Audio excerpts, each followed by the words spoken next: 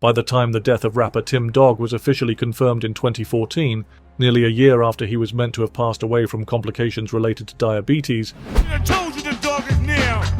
You're hoping that I won't dish you, but best believe the dog's gonna get you. Rip you up, trip you up, cold bust your lips up. he had already become the latest in a long line of musicians suspected of orchestrating their own demise. In truth, the Mississippi prosecutor who issued a warrant for his arrest in the months following the news wasn't acting on paranoia or pop culture myth. He simply couldn't find a death certificate. "I'm not trying to start a conspiracy theory," said prosecutor Stephen Jubera at the time. "I just want to know where the man's body is. I want to see the paperwork." The paperwork eventually emerged. A legitimate death certificate filed in Georgia, complete with dates, names, and notarization. Tim Dog was, in fact, dead, but by then, his name had been tacked onto a tradition older than rock and roll itself, a tradition rooted in suspicion, confusion, and a long-standing cultural obsession with the idea of resurrection through retreat. The notion that an artist might fake their death to escape the pressures of fame speaks more to our need to mythologize musicians than it does to any established reality. In fact, the evidence that any artist has ever truly managed such a feat is close to non-existent, and yet, the idea refuses to die. The most enduring theories tend to revolve around seismic figures in pop culture: Elvis Presley, Tupac Shakur, Jim Morrison. Each case is laced with inconsistencies or eccentricities that offer just enough room for the speculative mind to maneuver. In Morrison's case, the conspiracy hinges on the absence of an autopsy and the chaotic atmosphere surrounding his death. The Doors frontman was found dead in a Parisian bathtub in 1971 at the age of 27, a death officially attributed to heart failure, though no medical examination was ever conducted. No funeral photos surfaced, and only a handful of people claimed to have seen the body. If he were alive today, Doors keyboardist Ray Manzarek once mused in an interview, he'd be in some remote corner of the world, watching it all unfold with a glass of red in his hand, reading poetry. That kind of poetic theorizing only fuels the myth. The real question is not so much whether Morrison could have faked his death, but why so many people want to believe he did.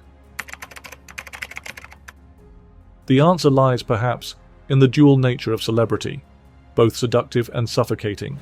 To the public, fame is aspiration realized. To the famous, it can be a gilded cage. People have a deep, romanticized idea of the tortured artist, says Dr. Alison Fielding, a cultural historian at Goldsmiths, University of London. When a musician dies young, they're embalmed in mystery. But when their death is odd or unexplained, that mystery deepens. The idea of them faking it becomes a form of wish fulfillment, not just for the fans, but sometimes even for the media. The Presley myth is a textbook case. The king of rock and roll died in 1977 at the age of 42. My heart beat like thunder. Who makes my temperature rise? His body discovered on the bathroom floor of Graceland. The official cause of death was a heart attack, though years of prescription drug abuse were widely known. But for many, something didn't sit right. His middle name was reportedly misspelled on his tombstone. He'd supposedly been spotted at a Burger King in Michigan. And in 1981, a mysterious performer named Orion appeared on stage wearing a mask, sounding uncannily like Elvis. People never wanted to believe he was gone, said Gail Brewer Giorgio, author of Is Elvis Alive?, in a 1988 interview. And maybe, just maybe, they were right. Yet the facts remain: a death certificate, an autopsy, albeit a controversial one, and a family that buried him. Still, the myth endures, often passed around with the same reverence usually reserved for scripture. The modern patron saint of musical resurrection theories is Tupac Shakur. Brenda's got a baby, but Brenda's barely got a brain. A damn shame, the girl can hardly spell her name. Shot in a drive-by in Las Vegas in 1996, he was pronounced dead 6 days later. But the circumstances around his death gave rise to a torrent of speculation. No one was ever convicted.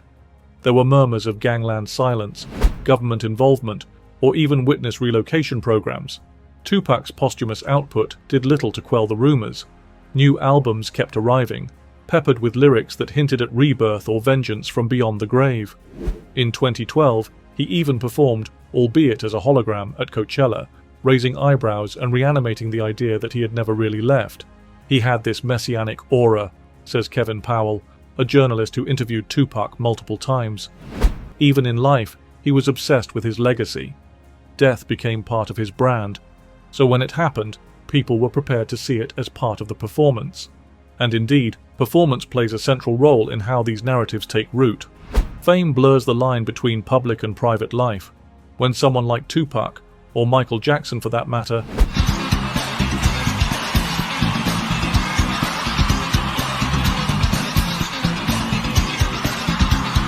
dies under intense scrutiny, the divide between reality and perception collapses. Jackson's death in 2009 sparked its own wave of theories, many stemming from footage of an ambulance leaving his home, or the lack of clear public viewings of the body. In a YouTube age of deepfakes and misinformation, doubt becomes a contagion. It's like cultural fan fiction, says Dr. Fielding. We reimagine these stars as tragic heroes who couldn't take it anymore, so they orchestrated the ultimate escape. No list of musical conspiracy theories is complete without the so-called Paul is dead story, a hoax that escalated from student newspaper prank to global sensation in the space of months. The rumor, which began in 1969, claimed that Paul McCartney had died in a car crash 3 years earlier and had been replaced by a lookalike named Billy Shears. Fans dissected album covers for clues, played records backwards to unearth hidden messages, and pored over lyrics for coded admissions. I had people ringing me up, asking me if I was dead, McCartney told Life magazine in 1969, so I went on holiday to Scotland just to get away from it. The hoax was laughably elaborate, but proved one thing. Once seeded, a death conspiracy is almost impossible to uproot. Of all the cases, the only one to approach something like a genuine death hoax was that of Peter Steele, frontman of the gothic metal band Type O Negative. In 2005, fans were shaken when the band's website was replaced with a tombstone reading Peter Steele, 1962 to 2005. In reality, Steele was very much alive. The image was part of a macabre joke, a promotional stunt tied to the band's switch to a new record label, but the backlash was swift and severe. Fans felt betrayed. Others weren't sure whether to believe the eventual retraction. It was meant to be tongue-in-cheek, Steele told Revolver magazine in 2007, but it turned out to be in poor taste. I can see that now.